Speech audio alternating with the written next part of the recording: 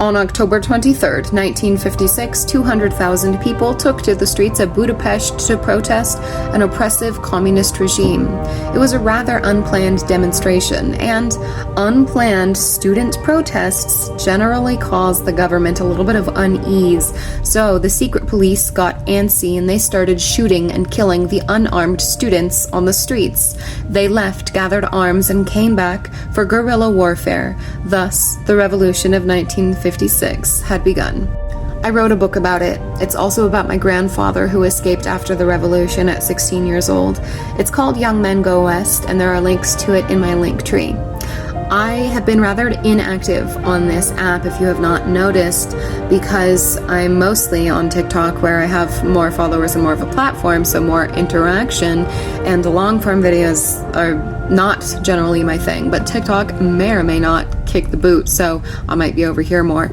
But this is just about my book today. It's on Amazon, as I said. It's an ebook. Currently, it's in the Kindle Unlimited program. You can read it for free if you subscribe to Kindle Unlimited right now. It's a hardback, a paperback, and I have signed copies on my husband's small business webpage, which there is also a link to. It's called theblindtinker.com. He woodworks. I make art, and I've got signed copies. But you won't get a signed copy on Amazon because it doesn't go through me. So my book is a historical narrative nonfiction.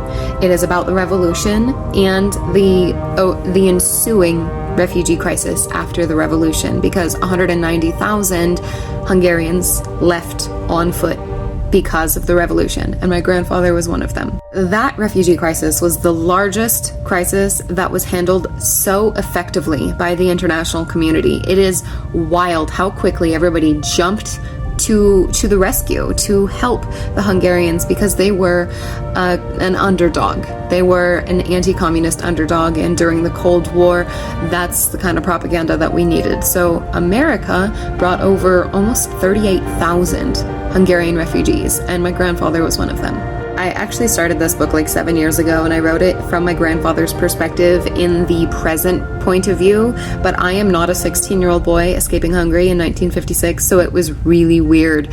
So I changed it to a third-person past point of view, a narrator, as I should have done in the first place, like a normal fucking person. And I revamped it to be kind of a historical narrative about the revolution as well as his escape.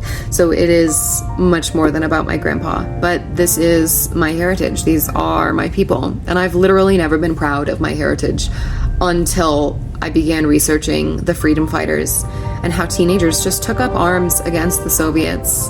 They had nothing to live for, so they had everything to fight for. And that's what they did. And they fought bravely until the very end.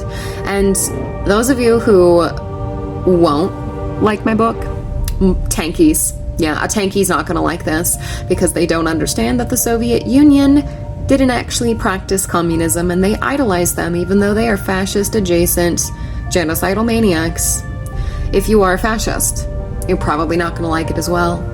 But if you are a Marxist, like a true Marxist, you might like it, because even I think that Marxism looks good on paper, but it was never achieved, especially in the Soviet Union. But yeah, I'm really proud to present this to the world.